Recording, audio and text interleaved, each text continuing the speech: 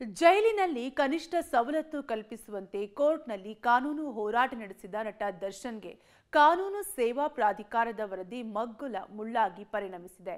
ತಾನು ತೋಡಿಕೊಂಡ ಬಾವಿಗೆ ತಾನೇ ಬಿದ್ದು ಒದ್ದಾಡುವಂತೆ ಮಾಡಿಕೊಂಡಿರೋ ಡಿವಾಸ್ ವ್ಯಥೆಯ ಕತೆ ಹೇಳ್ತೀವಿ ಈ ಸ್ಟೋರಿ ನೋಡಿ. ಜೈಲಲ್ಲಿ ನರಕ ದರ್ಶನ ಅಂತ ನಟ ದರ್ಶನ್ ನಾಟಕ. ದರ್ಶನ್ಗೆ ಶಾಪವಾಯ್ತಾ ಕಾನೂನು ಪ್ರಾಧಿಕಾರದ ವರದಿ. ತಾನು ತೋಡಿದ ಬಾವಿಗೆ ತಾನೇ ಬಿದ್ದ ನಟ ದರ್ಶನ್. ಎಸ್, ಚಾಲೆಂಜಿಂಗ್ ಸ್ಟಾರ್ ನಟ ದರ್ಶನ್ಗೆ ಜೈಲಿನಲ್ಲಿ ನನಗೆ ಹಿಂಸೆ ಆಗುತ್ತಿದೆ ಎಂದು ಆಡಿದ ನಾಟಕ ತನಗೆ ಮುಳ್ಳಾಗಿ ಪರಿಣಮಿಸಿದೆ. ಪರಪ್ಪನ ಅಗ್ರಹಾರ ಜೈಲಿನಲ್ಲಿ ಕನಿಷ್ಠ ಸವಲತ್ತುಗಳನ್ನು ನೀಡುವಂತೆ ನಟ ದರ್ಶನ್ ಇಷ್ಟು ದಿನ ಕಾನೂನು ಹೋರಾಟ ನಡೆಸಿದ್ರು.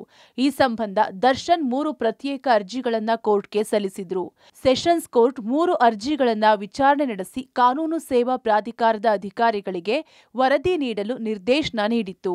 ಇದೀಗ ಕಾನೂನು ಸೇವಾ ಪ್ರಾಧಿಕಾರದ ವರದಿ ದರ್ಶನ್ ಪಾಲಿಗೆ ನುಂಗಲಾರದ ಬಿಸಿ ತುಪ್ಪವಾಗಿ ಪರಿಣಮಿಸಿದೆ. ನಿನ್ನೆ ಕೋರ್ಟ್ಗೆ ವರದಿ ಸಲ್ಲಿಸಿದ ಬಳಿಕ ನಟ ದರ್ಶನ್ ಜೈಲಿನಲ್ಲಿ ಸಹ ವಿಚಾರಣಾ ಕೈದಿಗಳ ಜೊತೆ ಬೇಸರ ವ್ಯಕ್ತಪಡಿಸಿದ್ದಾರೆಂಬ ವಿಚಾರ ತಿಳಿದು ಬಂದಿದೆ. ಎಸ್, ದರ್ಶನ್ಗೆ ಜೈಲಿನ ಮ್ಯಾನ್ಯುಯಲ್ ಪ್ರಕಾರ ಸೌಲಭ್ಯ ನೀಡಿಲ್ಲ ಎಂದು ದರ್ಶನ್ ಗಂಭೀರ ಆರೋಪ ಮಾಡಿದ್ರು. ಇದರೊಟ್ಟಿಗೆ ಖುದ್ದು ನ್ಯಾಯಾಧೀಶರು ಜೈಲಿಗೆ ಭೇಟಿ ನೀಡುವಂತೆ ಅರ್ಜಿ ಸಹ ಸಲ್ಲಿಸಿದ್ರು. ಈಗ ನ್ಯಾಯಾಧೀಶರು ಜೈಲಿನ ಎಲ್ಲಾ ಸೌಲಭ್ಯಗಳನ್ನು ಕಣ್ಣಾರೆ ಕಂಡು ಕೋರ್ಟ್ಗೆ ನಿನ್ನೆ ವರದಿ ಸಲ್ಲಿಸಿದ್ದಾರೆ. ಈ ವರದಿಯನ್ನ ಕೇಳಿ ದರ್ಶನ್ ಶಾಕ್ ಆಗಿದ್ದಾರಂತೆ. ರಿಪೋರ್ಟ್ ನನ್ನ ವಿರುದ್ಧವಿದೆ ಎಂದು ಸಹ ಕೈದಿಗಳ ಜೊತೆ ದರ್ಶನ್ ಬೇಸರ ವ್ಯಕ್ತಪಡಿಸಿದ್ದಾರಂತೆ. ಕಾನೂನು ಸೇವಾ ಪ್ರಾಧಿಕಾರದ ನ್ಯಾಯಾಧೀಶರೇ ಖುದ್ದು ಜೈಲಿಗೆ ಭೇಟಿ ನೀಡಿರುವ ವರದಿಯಿಂದಾಗಿ ದರ್ಶನ್ ಕಂಗಾಲಾಗಿದ್ದಾರಂತೆ. ಸಹ ಕೈದಿಗಳೊಂದಿಗೆ ನಾನು ಯಾರಿಗೆ ಯಾವ ಅನ್ಯಾಯ ಮಾಡಿದ್ದೆ? ನನ್ನ ಕೈಲಾದಷ್ಟು ಸಹಾಯ ಮಾಡಿದ್ದೇನೆ. ನನಗೆ ಯಾಕೆ ಈ ಶಿಕ್ಷೆ? ನಾನು ಹೀಗೆ ಸಾಯಬೇಕಂತೆಲ್ಲ ಬೇಸರ ವ್ಯಕ್ತಪಡಿಸಿದ್ರಂತೆ. ನಿನ್ನೆಯಿಂದಲೂ ದರ್ಶನ್ ಯಾರೊಂದಿಗೂ ಮಾತನಾಡದೆ ಒಬ್ಬಂಟಿಯಾಗಿದ್ದಾರೆ ಎಂದು ಉನ್ನತ ಮೂಲಗಳಿಂದ ತಿಳಿದು ಬಂದಿದೆ. ಇನ್ನು ರಿಪೋರ್ಟ್ ಬಗ್ಗೆ ವಕೀಲರ ಜೊತೆ ಚರ್ಚಿಸಲು ದರ್ಶನ್ ಮುಂದಾಗಿದ್ದಾರೆ ಎನ್ನಲಾಗಿದೆ.